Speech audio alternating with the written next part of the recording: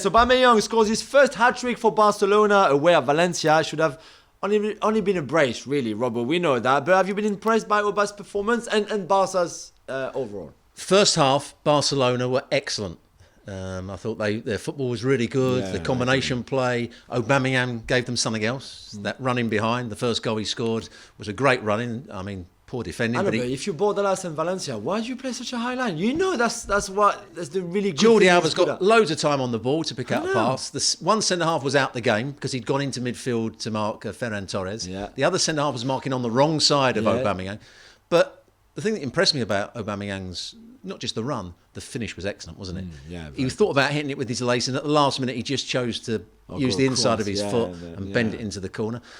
He tired in the second half, probably because he hasn't had that much football over the last few weeks. But I thought his first half performance, his understanding with the other players was really good, and Barcelona played well in the game. I mean, that goal from De Jong, one-touch pass from Busquets to Alba, one-touch to over the top. Dembele to because De Jong. That took a lot of skill and vision from Dembele to get it on the half volley, to play it back to De Jong, to make the forward run to get into the box. It was all good. I agree with you. Now, Real Madrid put the PSG disappointment behind them with a win in La Liga against Alaves. Normal service resumed, Jules? Alaves are not very good, Stu, as you know. They're second from bottom of the table. In the end, Benzema, who was not fully fit against PSG, we know that, was too good for them. The penalty, 2 assists. I mean, the Asensio goal is wonderful. And then the other assist for Vinicius. The combination play, wonderful. So they had to win. I think Carlo was a bit under pressure, and there was a lot of discontent after the PSG performance and the way they played, the way they set up in that game in Paris. So now I think they brought a bit of serenity and they can prepare for the second leg a bit better. Will they win that second leg? No way! Give me a break. Now, another Luis had a special moment this weekend, Jules, and that's Luis Suarez. Oh, yeah. What a goal against Osasuna. Oh, wow. If you haven't seen it, go and check it out. I think it's a corner for Osasuna. The ball falls to Joao Felix on the edge of the Atletico box, and then he, very quick thinking, long ball towards Suarez, and then the goalkeeper of Osasuna obviously had come up because it was a corner for his team, and then Suarez lobs him. Is that what you say in English? Chips him before 40 yards with his left foot. I wouldn't say it was lob because he didn't go over the top of the goalkeeper. He actually bent it round the goalkeeper. Yeah, but still high. Yeah, still height. But the technique was absolutely brilliant. When you saw it from behind the goal, how he set himself, he had a look at the ball, he had a look at the goal, and he had to connect with that perfectly. And what a goal it was. Not a good season for Suarez. He doesn't look fit. He's certainly not at the level that he used to be, but that kind of shows he's still got quality. Got quality. Now, Sevilla draw again in La Liga, this time at Espanyol, and they lost Martial to an injury. Not a good weekend for them, Jules. Not a good weekend, Stu, because they, as you know, were in the title race with Real Madrid, who won against Alaves, so they had to kind of win to stay within 4 points of them.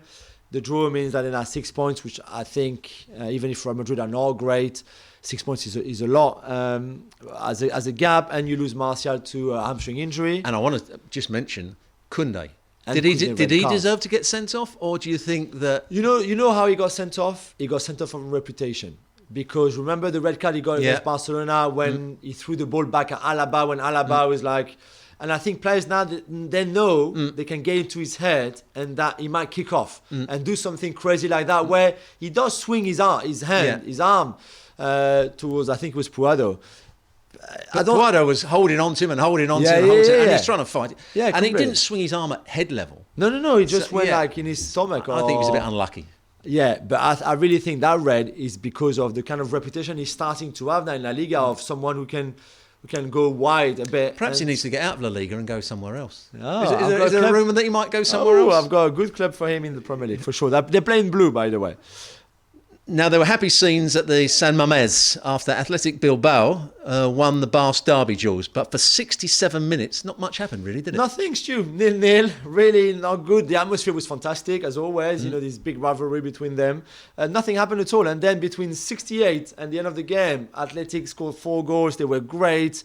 Iñaki Williams running behind. Who can certainly run. Fantastic. Yeah. Oyan Sunset, who came on, made a difference. They scored 2 goals to break the deadlock really on set pieces, which I think was a big help, and they're very good at it.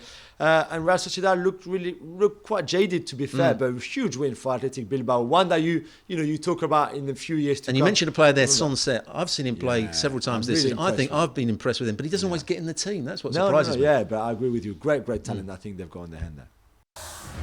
Thanks so much for watching ESPN on YouTube. And for more sports highlights and analysis, be sure to download the ESPN app. And for premium content and live streaming, subscribe to ESPN Plus.